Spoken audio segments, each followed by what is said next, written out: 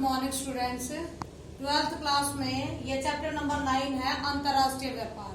आज हम लोग इस अंतर्राष्ट्रीय व्यापार वाले चैप्टर को पढ़ने का काम करेंगे। ठीक है, इसमें सबसे पहले तो आप लोगों को बेटा जो कि चैप्टर का नाम ही है अंतर्राष्ट्रीय व्यापार, सबसे पहले तो आप लोगों को मैं यही समझाऊंगी।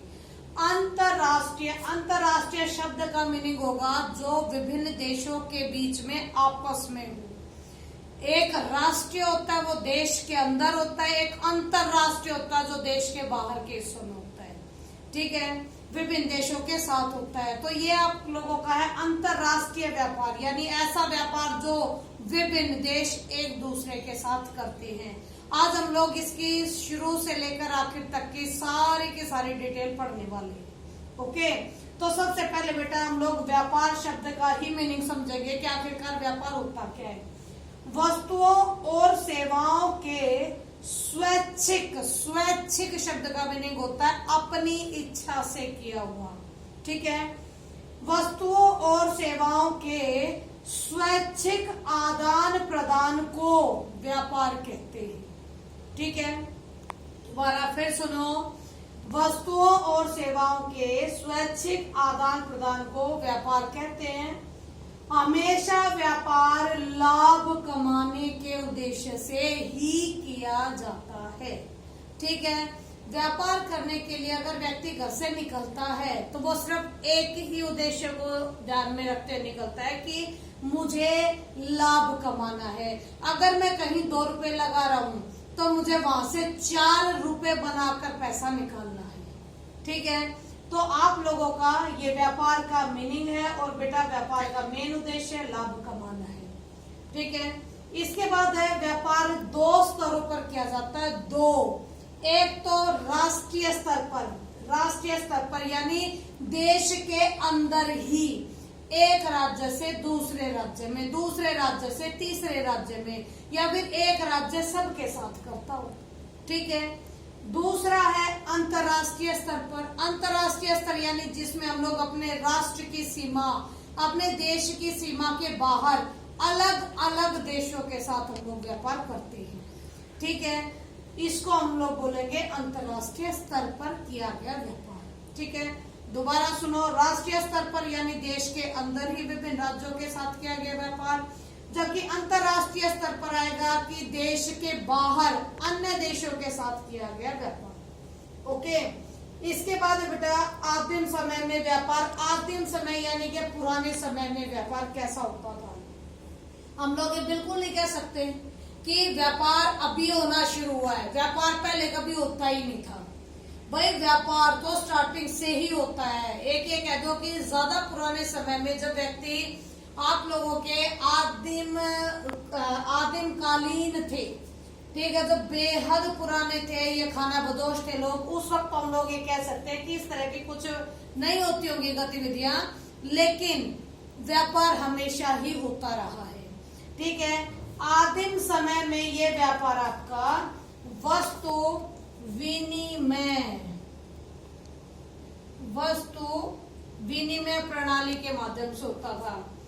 वस्तु में चीज विनिमय, विनिमय का मीनिंग होता है लेन देन, यानी वस्तुओं के लेन देन की प्रणाली। ठीक है, यही होती है आप लोगों की वस्तु विनिमय प्रणाली। ये आप लोगों ने 10th में भी पढ़ा है। ओके, और बेटा आप लोगों को ये जानकर बहुत ताज्जुब भी होगा कि ये भारत में आज भी है। भारत में आप लोगों ने गुवाहाटी का नाम सुना होगा असम में।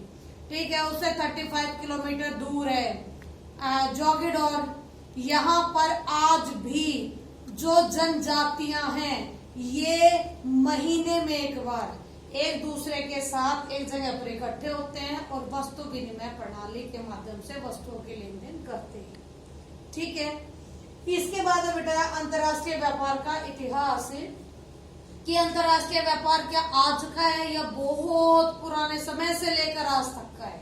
तो ये बात बिल्कुल ठीक है बेटा कि ये बहुत पुराने समय से शुरू हो गया था और आज तक कंटिन्यू चल ही रहा है। तो हम लोग इसको कुछ पैराग्राफ वाइज दे रखा है तुम्हारी बुक में, मैंने उसको पैराग्राफ को कुछ पॉइंट्सों में डाल दिया, आप लोग भी इसी तरीके से इसको पढ़ोगे। जैसे प्राचीन समय में फिर रेशम मार्गों का निर्माण हो गया था उस वक्त 12वीं 13वीं शताब्दी में, फिर 15वीं शताब्दी में क्या हुआ, फिर 18वीं शताब्दी में क्या हुआ, फिर 19वीं शताब्दी में क्या हुआ, और प्रथम विश्व युद्ध हुआ। द्वितीय विश्व युद्ध के बाद हमारे व्यापार का क्या रुख रहा, ये पॉइंट्स आप लोगों के मैंने पैराग्राफ वाइज बना दिए हैं। ठीक है, आप लोग अगर ध्यान से बुक पढ़ोगे और इसको देखोगे ना, आप लोगों को साथ साथ सब कुछ समझ में आ जाएगा। ठीक है बेटा, तो इसमें देखिएगा कि प्राचीन अंतरराष्ट्रीय व्यापार प्राचीन समय में, वो मैंने आपको आदिमकालीन समय में भी बताया है, जिसमें वस्तुओं का विनिमय प्रणाली इसी माध्यम को अपनाया जाता था और इसी के माध्यम से चीजें एक दूसरे के पास पहुंचाई जाती थी। जो मेरी जरूरत की चीजें हैं मैं दूसरे से ले लूंगी, अगर दूसरे को किसी चीजों की जरूरत है वो मुझसे ले लेगा। ठीक है, तो यही है बेटा प्राचीन समय में, आज का नहीं है, ये बेहद पुराने समय से चलता हुआ रहा आपका अंतरराष्ट्रीय व्यापार है। लेकिन जब रेशम मार्गों का निर्माण हो गया था, रेशम मार्ग जो आप लोगों के तकरीबन एक महाद्वीप को दूसरे महाद्वीप के साथ जोड़ने का काम करते हैं, और रेशम मार्ग का निर्माण आप लोगों के चाइना से लेकर रोम तक, इटली की राजधानी रोम, पहले पूरा प्रॉपर ये साम्राज्य रोम साम्राज्य कहलाता था। ठीक है, तो चीन से लेकर रोम तक रेशम मार्ग का निर्माण किया गया था। उसी रेशम मार्ग के माध्यम से एशिया व यूरोप में आपसी व्यापार की शुरुआत हुई थी। ठीक है, चाइना में जो बेहद रेशमी कपड़े बनते थे वो रोम में बिका करते थे, रोम में जो ऊनी कपड़े बनते थे वो आप लोगों के एशिया में बिका करते थे। ओके, इसके बाद बेटा 12वीं और 13वीं शताब्दी में यूरोपीय वाणिज्य में वृद्धि होगी थी। यूरोपीय वाणिज्य में वृद्धि का मीनिंग है बेटा कि जो यूरोप की कंट्रियां हैं, जैसे पहले तो आप लोगों की स्पेन आई, फिर पुर्तगाल, फिर फ्रांस, फिर ब्रिटेन, एक एक करके जैसे आप लोगों के ये देश एक के बाद एक विभिन्न देशों तक पहुंचे, विभिन्न हालातों तक पहुंचे, वहां पर आप लोगों के उन्होंने अपने आप को हेड बना लिया, एक हेड के तौर पर प्रेजेंट किया, और देशों को गुलाम बना लिया, वहां के संसाधनों का खूब इस्तेमाल किया, वहां के लोगों का खूब शोषण किया। ठीक है, तो ये जो उपनिवेशवाद की प्रक्रिया की शुरुआत हुई वो 12वीं 13वीं शताब्दी से ही मानी जाती है। ठीक है, तो बेटा वही बात है कि आप लोग की यूरोपीय वाणिज्य में वृद्धि हो गई थी, जिसके कारण काफी बड़ी मात्रा में अंतरराष्ट्रीय व्यापार महत्वपूर्ण चला था वर्ल्ड में।